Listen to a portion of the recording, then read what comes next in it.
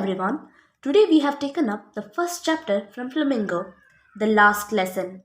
The author, Alfonso Daudet, has portrayed the story when Prussia has taken over France in a war.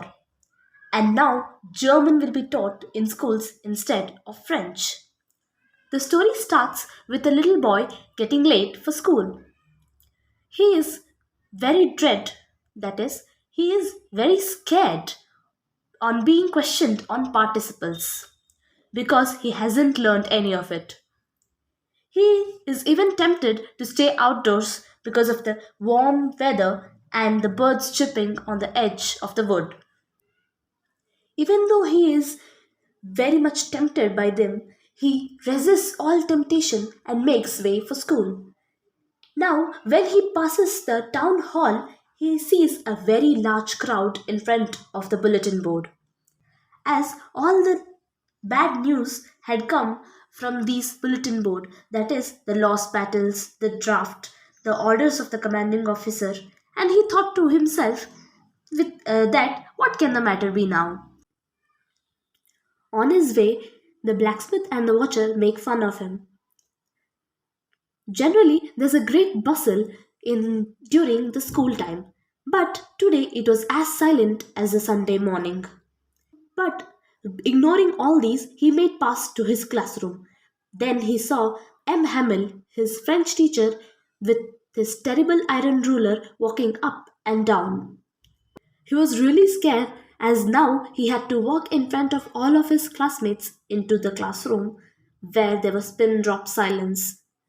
But when he entered, M. Hamel was as kind as possible and said to him to go get back to his seat. He was really shocked with this incident. Shocked, he sat down in his place. Then he noticed that M. Hamel was dressed in his special occasion dress. His special occasion dress, that is the frilled shirt with a green coat and his little black silk cap all embroidered that he never wore.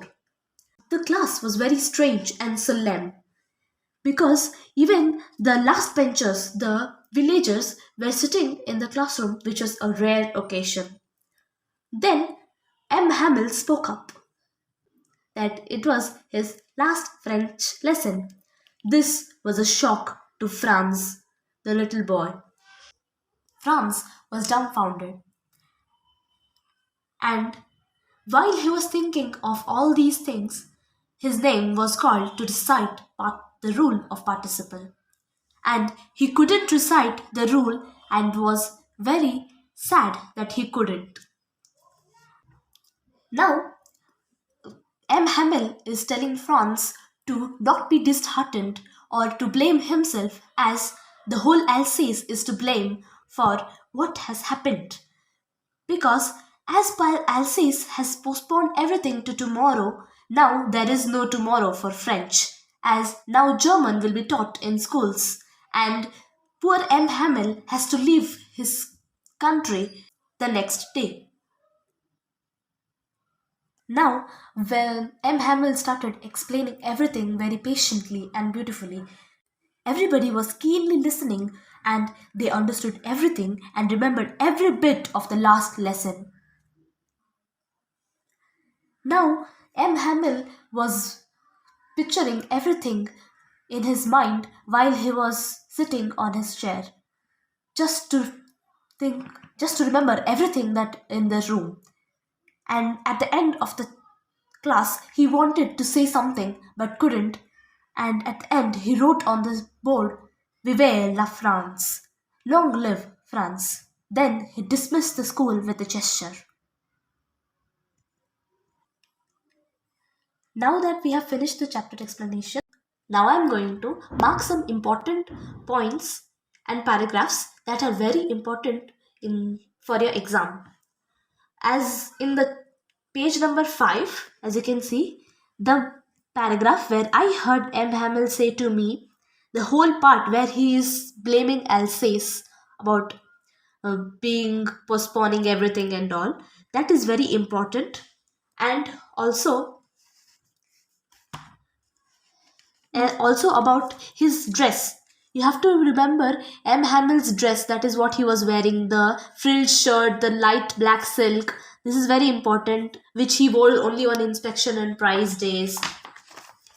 That is this part. And then the teachers,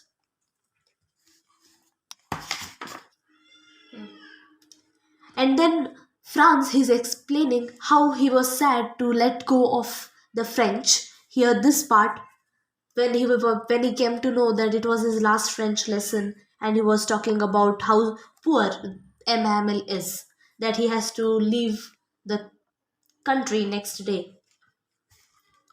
And then where the old men of the village are paying respect to him by sitting in the last lesson. Also, where he listened very carefully, and he remembered everything as though everything was so easy and wasn't able to learn anything before.